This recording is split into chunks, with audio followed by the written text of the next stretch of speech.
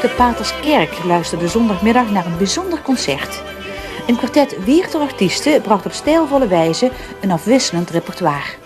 Ruim 250 bezoekers zaten zondagmiddag in de Paterskerk.